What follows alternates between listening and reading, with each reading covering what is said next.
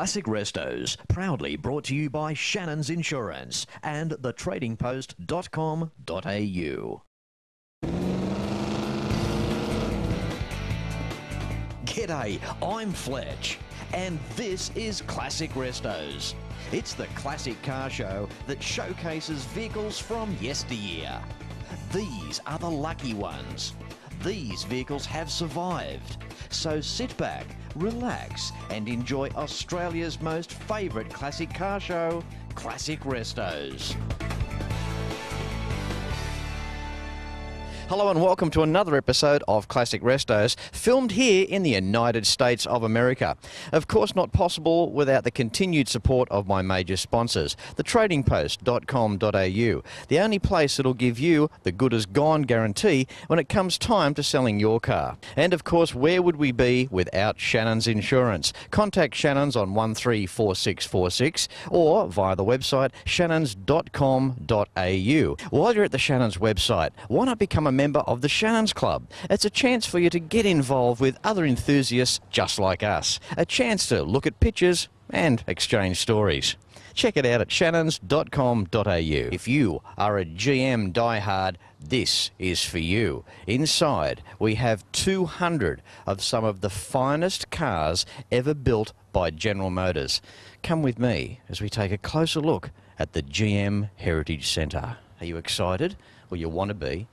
You come with me. When you hang around Fletch, you always get into the best places. Hey. Oh, it's locked.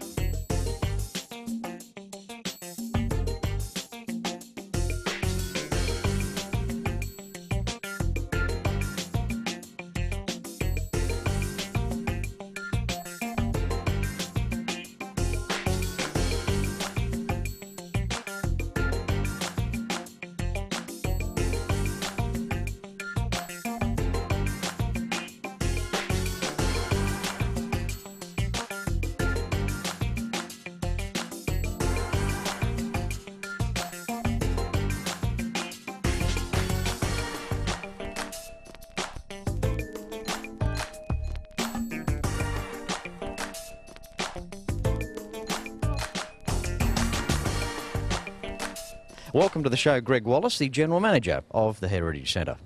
Thanks, Fletch, and welcome to the Heritage Centre. You've got a good job here. Absolutely, the best job at GM. The GM Heritage Center is a culmination of all the different divisions, and at one time each of the divisions were autonomous to each other, and throughout the 90s GM started to consolidate a lot, so we brought all this together as one big GM entity. Today we have somewhere in and around 550 to 600 cars in the collection, and what it means is it's a way of hanging on to what is really a very young industry. In America, we tend to be a very disposable society. It gets 50 years old, we tear it down and put up something new. And here we have the opportunity to hang on to just about everything that GM has done. Not only the automobiles that we have, but also the assets and archive that we have go right back to the very beginning, in some cases, of the automobile. Greg, tell us about the LeSabre behind us. LeSabre behind us is one of the more unique vehicles. It was the second in the line of concept vehicles. Harley Earl was doing cars out in California for the movie stars. One of the Fisher brothers had spotted him out there doing these cars and said, geez, that would be nice to bring some of that style into, production cars at General Motors. So they commissioned Harley to come and do the 27 LaSalle. Harley Earl came and did the LaSalle. It was so successful that GM decided to open its own styling center called Art and Color. Earl quickly realized that to get the message out to people on the design of cars, we need to do some examples or concept cars. So the Y job was done first in 1938, and it's called the Buick Y job because it's Y stands for experimental aircraft. And when you look at that car compared to a 38 production car, you can see just how futuristic it is. The LeSabre was done in '51, and it was the second of those, and it is a little more sophisticated from a standpoint of innovation and technology. It features a supercharged engine. It runs on minimal fuel, so it has alcohol injection. It's just a marvelous design, very aircraft inspired, very much like the Sabre jets of that period of time.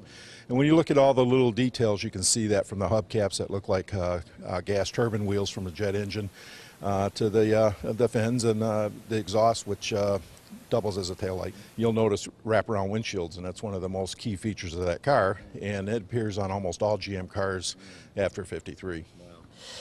Amazing stuff. Well, let's go over and have a look at the Cadillacs, eh? Great, fellas. Cadillac, standard of the world, the epitome of General Motors.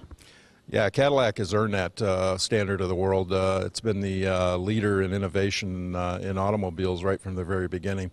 When you look down this row of Cadillacs behind me here, starting as early as 1902, our cars had rack and pinion steering. They had variable valve timing.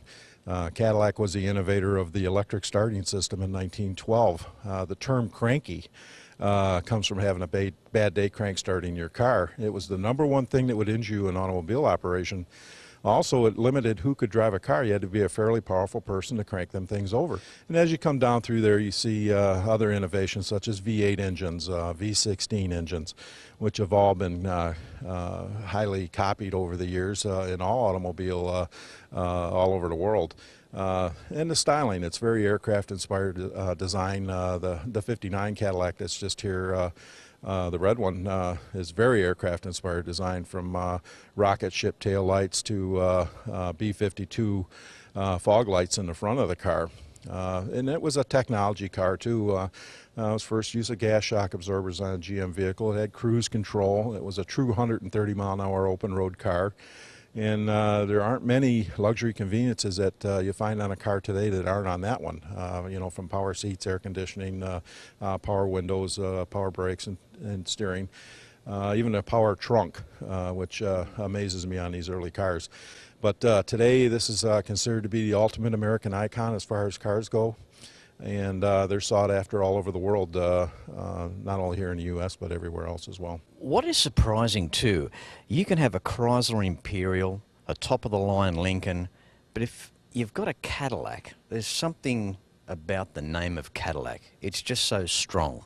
People still today, when they talk about an item of high quality, or, you know, it's always the Cadillac of, you know, from lawnmowers to washing machines. It's the Cadillac of lawnmowers, it's the Cadillac of washing machines. So Cadillac has enjoyed that reputation of having not only something exclusive, but also that you have arrived. You know, you work hard your whole life for things, and it's one of those things that, you know, that once you can afford a Cadillac, you felt like you've arrived. Don't go anywhere, because after the break, we're going to be back with Greg with a very, very nice Toronado here at the GM Heritage Centre. Welcome back. We're here at the GM Heritage Centre with Greg. How you doing, Greg? Great, Fletch. Okay, now you're probably wondering why we're standing so far on one side of the frame. Well, if you'll notice, there's that gorgeous Toronado there next to us here. Now, what makes this car extra special? Wait for it. It's #1.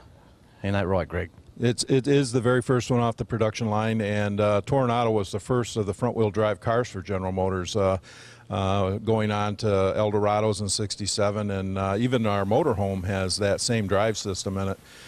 Which is a very robust front-wheel drive. This car is a home run from any angle. If you look at the car from its, even the engine is aesthetically pleasing with a Delta Wing dual snorkel air cleaner. But the way the glass is and the bumpers are inset, and just the high arch wheel wells, it's just a gorgeous car.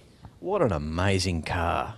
And it's almost on its own. It's almost as though it didn't have any competition. I mean, front-wheel drive, big engine up front, unique styling, the flat floor pan with no transmission hump. There's so much room in the car. Yeah, like you say, I like that. The home run from any angle. That's good. Yeah, it's a very comfortable car to drive. It's very low center of gravity, so the car handles beautifully going down the road. And like you said, it's got a lot of room inside. You can get very comfortable. There's no hump in the middle. And, you know, the car's as aesthetically pleasing on the inside as it is on the out. It's got a really space-age looking dashboard with a tumble-style speedometer, very unique tilt telescopic steering wheel. So it's all the comforts of home today. Greg, it's not only easy on the eye, but even seating position, like, you know, sitting on that seat, visibility across the wheel, out over the hood, everything just feels so good. Just sitting in the car without it even running. Yeah, you know, and one of the, you know, we talked about this earlier. One of the things that intrigued me the most about an automobile is how it looks from sitting behind the wheel, looking out over the hood. And Toronado definitely has that mile-long hood, and it's got the high wheel arches and the hood protrusion. So it's very much like flying something more than driving it. Now, trying to cover every model here at the GM Heritage Centre is impossible. But what do we say, eh, Greg? Well, if you come with me, Fletch, I'd like to show you a very special Corvette near and dear to my heart. Now, I don't want to find out the story first because I do enjoy the element of surprise. We're standing here in front of this absolutely stunning 63 Corvette Roadster. What's going on here, Greg? Well, this is a car I've had since I was a young man. When I first had a regular job to where I was making money on a weekly basis, decided to go and buy myself a new vehicle, but I needed help from my father for co-sign on a loan. And I had spied a pickup truck that I had liked and talked to my father about it, and he says, well, okay, well, I'll sign for that. I went to the dealership to make the deal on the pickup truck, and this car was being turned in as a trade-in. And I instantly fell in love with it, black with the red interior, and as a young kid, this was the car for me. So did all the paperwork, went back to my dad to sign it, and he noticed that it was a Corvette, and he absolutely unequivocally said no.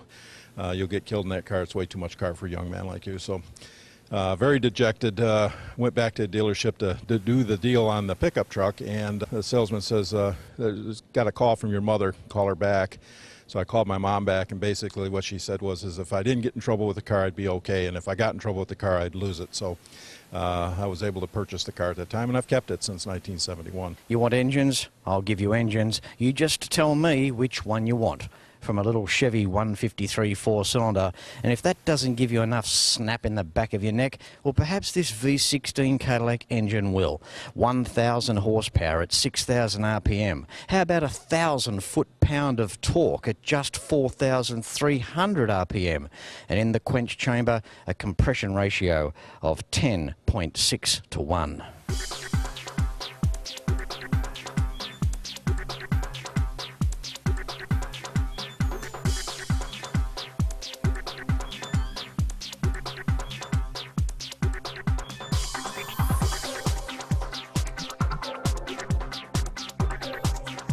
Well, Greg, as I've alluded to earlier, I could stand here all day and talk to you. I want to thank you so much for your time. You are the general manager. You've got other things to do. You've taken time out, half a day here today to be on Classic Restos and show us around this absolutely fantastic Heritage Centre. I do appreciate it. Fletch, it's been totally my pleasure. If you'd like to find out more information about this sensational GM Heritage Centre, go to www.gmhc.com.